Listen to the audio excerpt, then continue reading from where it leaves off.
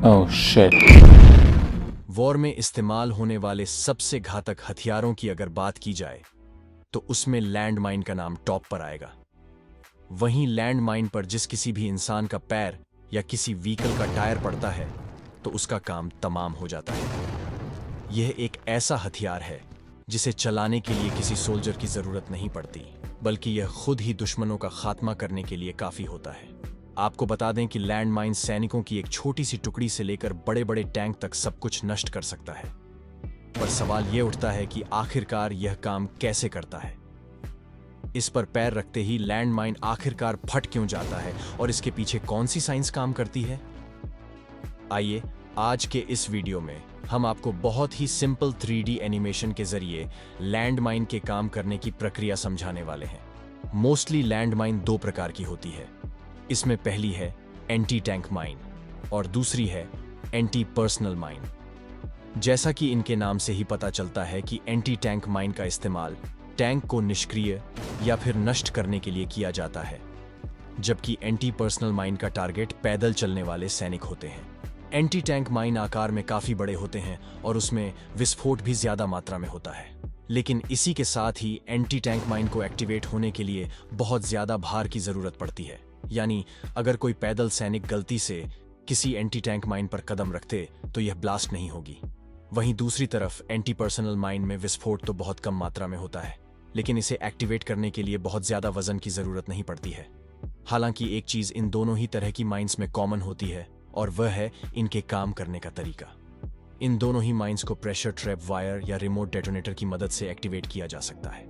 आमतौर पर माइंस की बॉडी मेटल से बनी होती है, जो विस्फोट होने पर छोटे छोटे नुकीले टुकड़ों में टूट जाती है और यही टुकड़े आसपास मौजूद लोगों की जान ले लेते हैं। स्क्रीन पर आप जो माइन देख रहे हैं एंटी पर्सनल माइन M16 है, जिसे अमेरिका में बनाया गया है। इसकी खासियत यह है कि यह जमीन के नीचे नहीं फटती, बल्कि एक्टिवेट होने के बाद पहले यह लगभग 1 मीटर ऊपर हवा में आती है और उसके बाद फटती है, ताकि इसका इम्पैक्ट ज्यादा से ज्यादा लोगों तक हो सके। जानकारी के लिए बता दें कि यह माइन 30 मीटर तक के दायरे में किसी की भी जान ले सकती है। अब बाहर से अगर देखें तो हमें इस माइन के 3 पार्ट्स नजर आते हैं, जिसमें ऊपर की तरफ फ्यूज, बीच में कास्ट आयरन शेल और नीचे की तरफ प्रोपेलिंग चार्ज लगा होता है, और यह माइन एक स्टील केज के अंदर पैक होती है। इस माइन को बनाने के लिए इसकी मेन बॉडी और फ्यूज को अलग अलग तैयार किया जाता है, क्योंकि एक बार फ्यूज लगाने के बाद माइन बिल्कुल फटने के लिए तैयार हो जाती है। जहां इसे माइन की मेन बॉडी में बने होल के अंदर आसानी से कस दिया जाता है। फ्यूज के ऊपरी हिस्से में 3 प्रेशर प्रॉन्स और इसके थोड़ा सा नीचे साइड में रिलीज पिन होता है। फ्यूज को अगर खोल दें तो इसके अंदर हमें एक पतली सी मेटल रॉड दिखाई देती है, जिसे स्ट्राइकर कहा जाता है। स्ट्राइकर नीचे की तरफ एक स्प्रिंग के दबाव में होता है, जिसे स्ट्राइकर स्प्रिंग कहते हैं। ये स्प्रिंग इसको नीचे की तरफ खींच रही होती है, लेकिन साथ ही साइड में लगी रिलीज पिन इसको प्राइमर पर स्ट्राइक करने से रोके रखती है।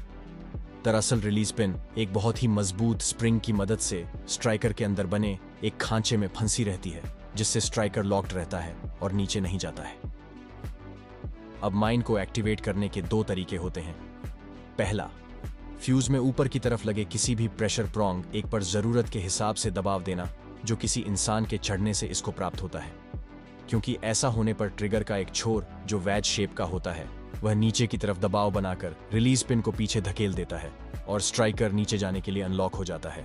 इसके अलावा दूसरा तरीका है रिलीज पिन को सिंपली पीछे की तरफ खींचना, जो आमतौर पर ट्रिप वायर सेटअप में देखने को मिलता है। इसमें ट्रिप वायर को फ्यूज के रिलीज पिन से इस तरह जोड़ दिया जाता है कि वायर में सिर्फ 1.5 किलो का दबाव लगते ही पिन बाहर आ जाती है। दोनों ही कंडीशन में स्ट्राइकर अनलॉक होकर तेजी से नीचे की तरफ जाकर प्राइमर से टकराता है, लेकिन यह तभी काम करता है जब माइन की लॉकिंग सेफ्टी पिन और पॉजिटिव सेफ्टी पिन को निकाला जा चुका हो, क्योंकि सेफ्टी पिन स्ट्राइकर को नीचे जाने से रोके रखती है। यानी माइन पर चाहे कोई भी चढ़ जाए या फिर रिलीफ पिन को ही खींच दिया जाए, अगर सेफ्टी पिन लगी हुई है तो माइन में विस्फोट नहीं होगा।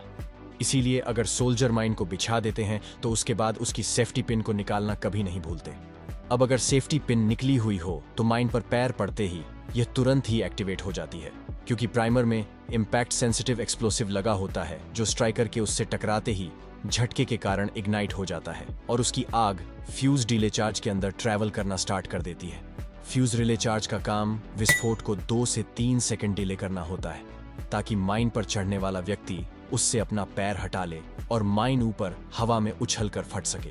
फ्यूज रिले चार्ज की आग से फ्यूज इग्नाइट चार्ज जलने लगता है और फिर इग्नाइटेड चार्ज की चिंगारी प्रोपेलिंग चार्ज में आग लगा देती है।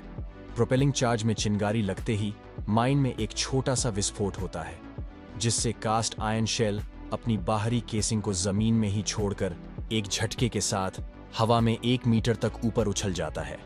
इस दौरान अंदर की आग दोनों डेटोनेटर डिले चार्जर तक पहुंच जाती है, जिससे एक छोटा सा धमाका होता है और उस धमाके से मेन चार्ज जल उठता है। अब मेन चार्ज में आग लगने से बहुत सारी गर्म गैसें निकलती हैं और इन गैसों का प्रेशर इतना ज्यादा बढ़ जाता है कि कास्ट आयरन शेल इन्हें कैद नहीं रख पाता और एक तेज विस्फोट के साथ ये बहुत सारे छोटे छोटे टुकड़ों में बंट जाता है।